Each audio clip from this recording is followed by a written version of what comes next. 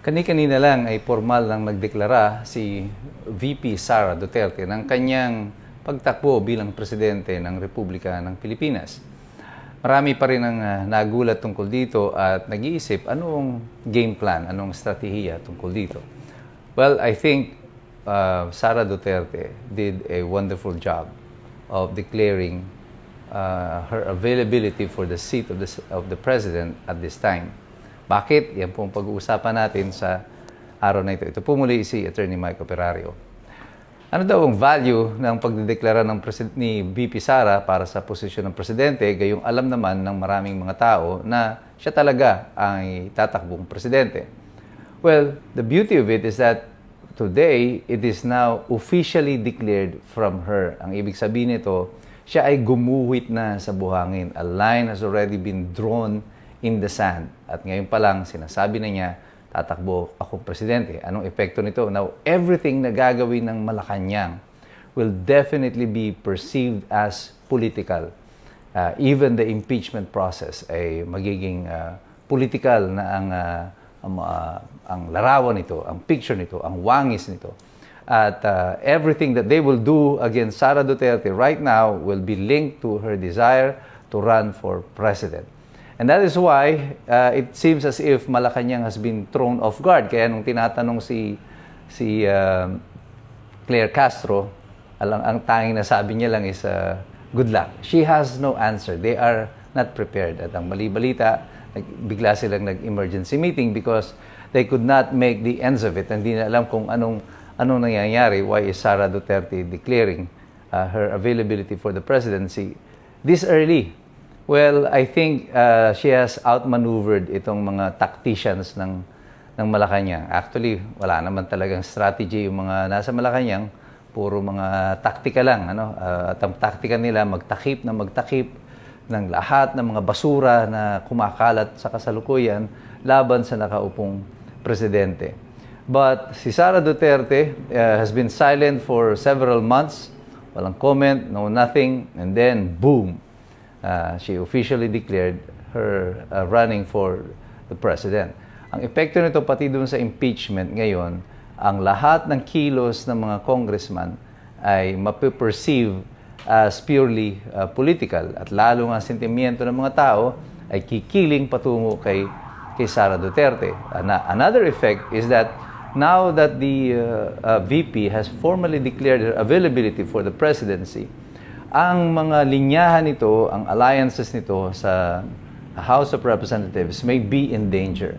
At sapagkat ngayon that everything is now official, sabi ko nga, ginuhit na ang linya sa buhangin, yung iba magdadalawang isip na. Do I remain loyal to this president who appears to be no longer in control of the situation? Or will I make myself available, or do I get to the good side? Punta na ako dito sa tabi ng potensyal na presidente.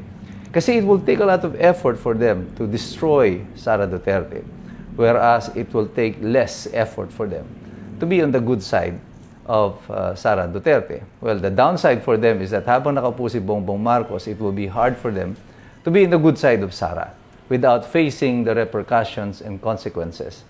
But with 2 years to go, is it worth the risk? Yan ang pag-uusapan lang nila dyan. Kaya ba nila na dung 2 taon na to is to hold back Malacanang from taking any further actions against them? I think 2 years is too short for Malacanang to do anything against sa mga congressman na babaliktad sa kanila.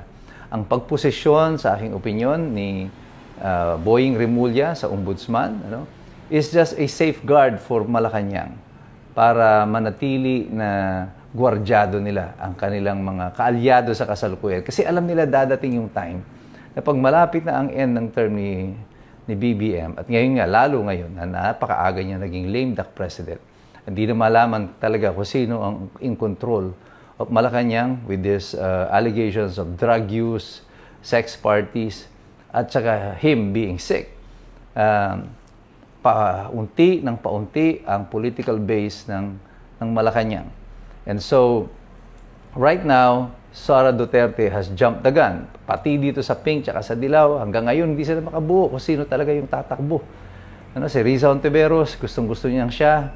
Pero apparently, parang despite of her best efforts, hindi pa rin siya mabango para sa mga pink at saka sa mga dilaw. Kaya pag tinatanong siya, ang lagi niya lang sinasabi, yung kanyang tawag dito, yung mga legal gobbledygook. Yung parang nagsasalita pero walang sinasabi.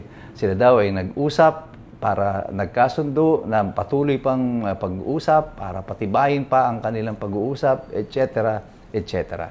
In other words, no decision yet because Riza wants to be president.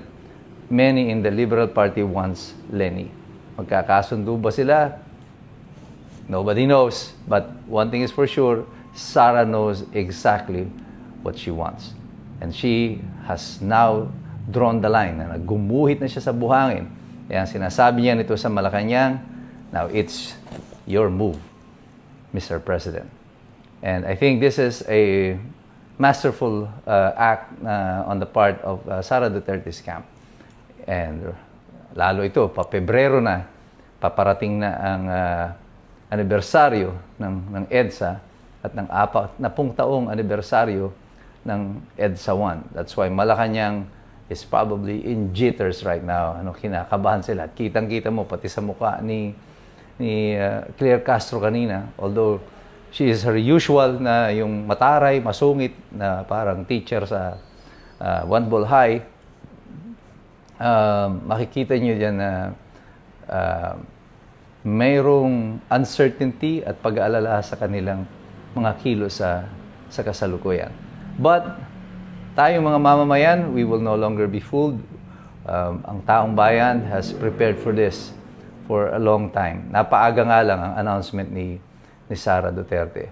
But we know exactly what's gonna happen next because na-anticipate na natin to dahil tayo ay patuloy na sumusubaybay at patuloy tayong nagsisipag-aral. Kasi alam nating lahat, mahirap makialam ang taong walang alam. God bless you.